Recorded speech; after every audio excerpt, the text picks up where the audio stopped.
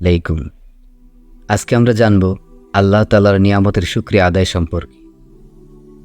এর সাথে সাথে আমরা এও জানব নিয়ামতের শুকরিয়া আদায় না করার পরিণাম সম্পর্কে। নিয়ামতের শুকরিয়া আদায় না করা কুফরি।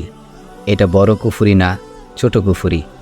যদি আল্লাহর বান্দারা আল্লাহর নিয়ামতের শুকরিয়া আদায় না করে থাকেন, তাহলে তারা কুফরি কাজ করে থাকলেন।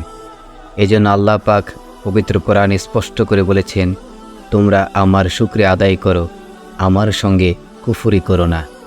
আল্লাহ যে নিয়ামত দিয়ে সমৃদ্ধ করেছেন, আল্লাহর নিয়ামত লাভ করে সুন্দর জীবন যাপন করা, এটা যদি কেউ আল্লাহর কাছে সত্যিকার অর্থে তুলে ধরতে না পারে, তাহলে সে ব্যক্তি আল্লাহর নিয়ামতের শুকরিয়া করলেন না, বরং কুফরি করলেন।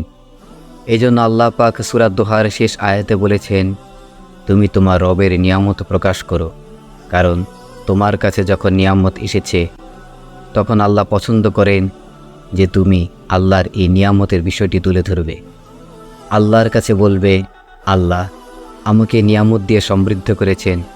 আল্লাহ নিয়ামতকে বান্দার কাছে তুলে ধরার জন্য বলেছেন, বই প্রকাশ করার জন্য বলেছেন। বই প্রকাশ দুই ধরনের হতে পারে। একটি হলো নিয়ামতের ব্যবহারের মাধ্যমে বহিঃপ্রকাশ, দ্বিতীয়ত নিয়ামতের বিষয়টি মানুষের কাছে তুলে ধরা, যাতে করে আল্লাহর প্রশংসা প্রকাশ পায়। নিয়ামতের শুকরিয়া যদি কেউ আদায় না করে থাকেন, তাহলে কুফরি করলেন। আল্লাহ বলেছেন, যদি তোমরা শুকরিয়া আদায় করে থাকো তাহলে আমি আরও বৃদ্ধি করে দেব। বান্দারা যখন নিয়ামতের শুকরিয়া আদায় করবে, তখন আল্লাহ আরও নিয়ামত দিয়ে সমৃদ্ধ করে দিবে। আর যদি আল্লাহর নিয়ামতের শুকরিয়া আদায় না করা হয়, তাহলে আল্লাহ নিয়ামত কমিয়ে দেবেন।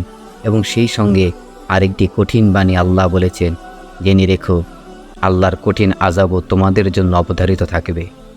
নিয়ামতের শুকরিয়া শুধু মুখে মুখে আদায় করা যথেষ্ট নয়।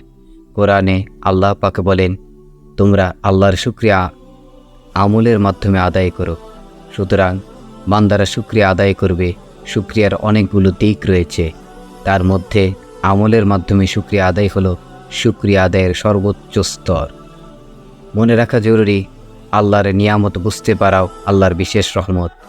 আল্লাহর নিয়ামতের মধ্যে সুস্থতা হলো একটি বড় নিয়ামত। এর যথাযথ ব্যবহার জরুরি।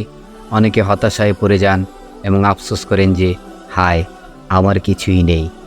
অথচ কি নেই সে নিয়ামত বুঝতে হলে নিজের নিম্নতম ব্যক্তির দিকে তাকালে উপলব্ধি করা সম্ভব। অনেক মানুষকে দেখা যায় যারা নামাজে সিজদা দিতে অক্ষম, অথচ আমি সিজদা করতে পারছি। এর মানে আমি আল্লাহর নিয়ামতের সাগরে ডুবে আছি। আপনি 3 বেলা খেতে পারছেন, তাও আপনার জন্য নিয়ামত, কারণ অনেকের 3 বেলাও খাবার জোটে না। আপনি পথ চলে কষ্ট করে দেহের ঘাম ঝরিয়ে অর্থ উপার্জন করতে পারছেন, সেটাও এক প্রকারের নিয়ামত, কারণ অনেকেই বিছানায় রোগে শোকে কাতরাচ্ছে।